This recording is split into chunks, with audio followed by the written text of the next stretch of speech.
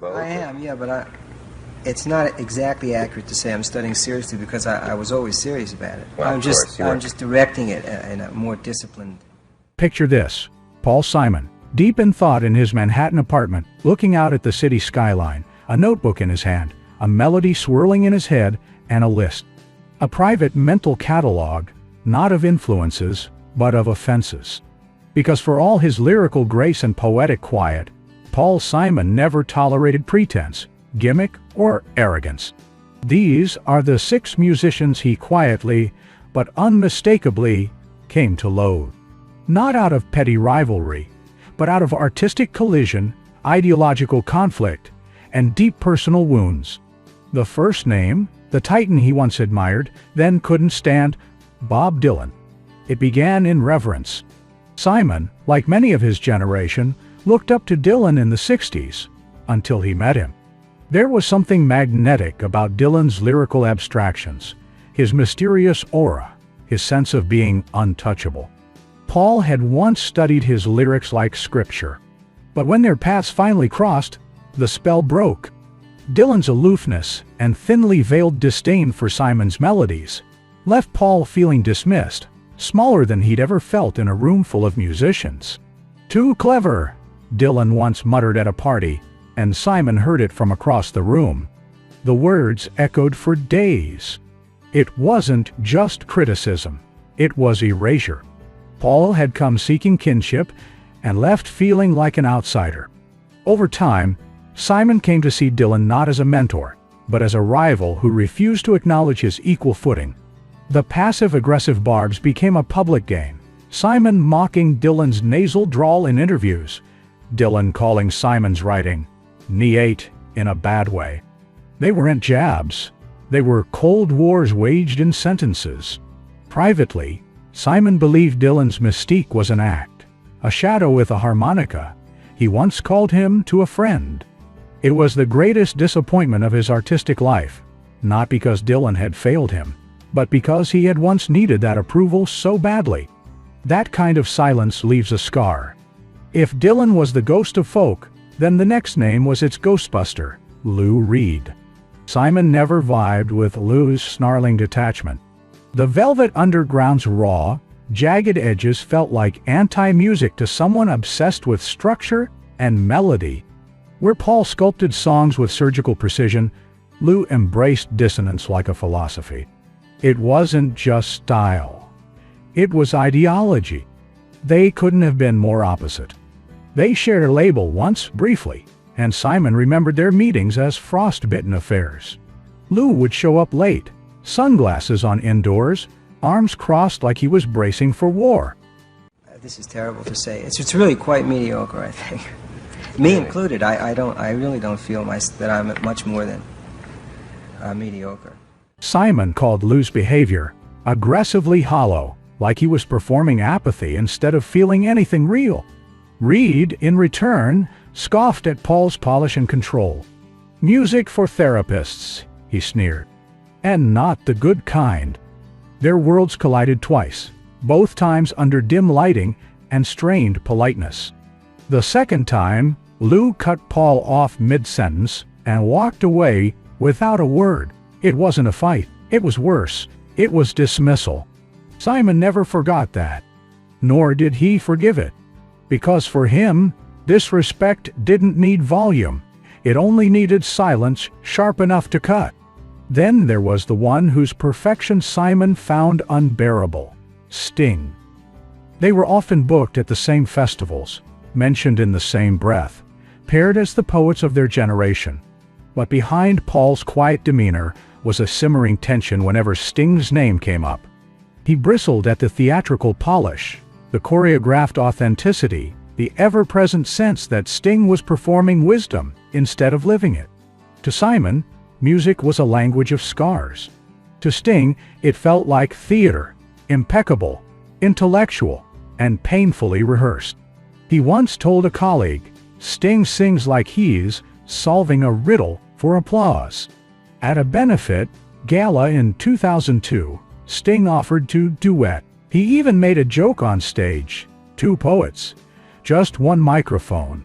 Paul smiled, a flash of cold amusement behind his eyes. But the next morning, he quietly declined all future collaborative offers. That night, he had gone back to his hotel and scribbled notes furiously, not for a song, but as a release. His irritation wasn't jealousy. It was disappointment. Sting to him represented everything music shouldn't be: controlled, calculated, disconnected from bruises. They never spoke again. And that silence for Paul said more than any duet ever could. And the conflict wasn't always with legends. The next name was a star who rose too fast: Ed Sheeran. Simon respected hustle. He understood the long roads, the dim clubs, the years of building something honest. But what he couldn't stomach was replication masquerading as reverence. He once said Ed's early catalog sounded like Simon and Garfunkel without the pain. That comment wasn't born from jealousy. It was born from grief. Grief for what music was becoming. At first, he let it slide. After all, youth copies. But when Ed name-dropped him on a track, portraying Paul as some kind of creative blueprint, something twisted in Simon's gut. He didn't feel honored. He felt used. He made a call. Told his team to block any joint interview requests to avoid booking them on the same festival circuits. "I'm not his compass," he muttered, more to himself than anyone else. Privately, Paul believed Ed's rise represented a dangerous shift: music without tension, storytelling without scars. It wasn't personal until it was. Until he felt like a footnote in someone else's narrative. A decorative influence without any of the bruises that made his work real. Then came a clash of two very different visions of power. Madonna. Simon admired boldness, but not when it felt manufactured. To him, artistry had to be rooted in vulnerability, not spectacle. He once accused Madonna, off the record, of selling rebellion like soda pop, turning pain into product, shock into strategy. It wasn't that he disliked fame. He disliked what it did to truth. He saw in Madonna's evolution not growth, but marketing. A performance of revolution sanitized for prime time. Their paths finally crossed at a Rock and Roll Hall of Fame ceremony. The room was buzzing. Flash bulbs, champagne, legacy in motion. Madonna approached him with the confidence of someone used to being adored. She smiled like a politician. Perfect posture, calculated charm. Paul didn't return the energy. He extended his hand out of courtesy, not interest. Their handshake was brief, the tension between them louder than any speech. He noticed how quickly her attention shifted to the cameras, the crowd. He felt like a prop in her performance. It wasn't rage, it was something colder. Disillusionment. That moment didn't just confirm his suspicions about her. It confirmed something deeper about himself. That in a world that worshipped artifice, his kind of authenticity had become an artifact. Later, someone asked him what they talked about. "Nothing," he said. And that was the most honest part of it. In Simon's world, there was no harsher indictment than disinterest. And that moment, frozen in the glitz of fame, marked a quiet, permanent rejection. One star looking for legacy. The other, simply looking for something real. And finally, a name that caused the deepest wound: Art Garfunkel. They were brothers in harmony. Until they weren't. Their voices rose together like cathedrals. But behind the beauty lived tension, creative control, ego, silence that grew sharp as knives. Years of friction, quiet resentments, and unsaid apologies corroded what had once been sacred. Simon didn't just hate Garfunkel's choices, he hated what they did to his memories. Each reunion became a reminder of what had been lost, not in talent, but in trust. Garfunkel's absence from key moments, his pursuit of solo praise, felt like abandonment dressed as ambition.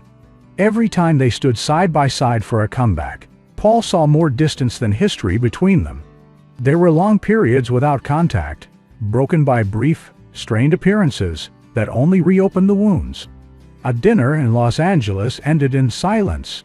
A photo shoot in Paris ended in separate cars.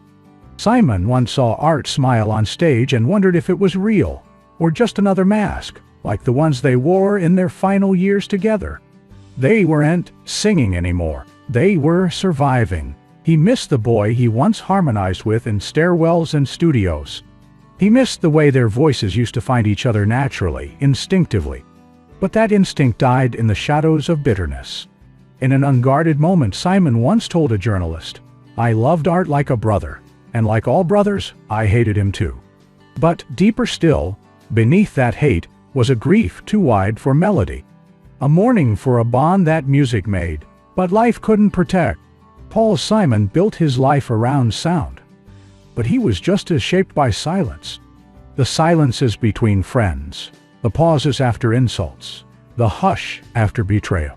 For Paul, music was a language that began where words failed. But silence wrote its own verses. And sometimes, those verses were the most honest songs he never released. He knew how silence could slice sharper than melody. He had felt it sting in backstage hallways, in long drives home after tension-soaked interviews, in birthday calls that never came.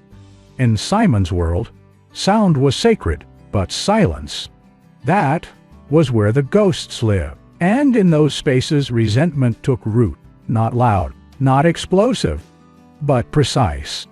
Not a shout in the dark, but a note withheld, a harmony undone. Grudges didn't arrive as fire. They settled like dust, coating every lyric with memory. He didn't write songs about most of these names, but he remembered them, in a line left out, in a melody tightened into steel, in the breath he chose not to take between verses.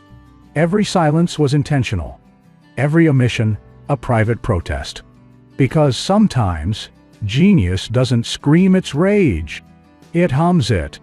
It lets the anger echo between chords. It lets absence speak. And Paul Simon was humming all along. Quietly, brilliantly, and with a memory as sharp as a chorus. He never had to sing aloud. His silence wasn't weakness. It was precision. It was poetry without punctuation.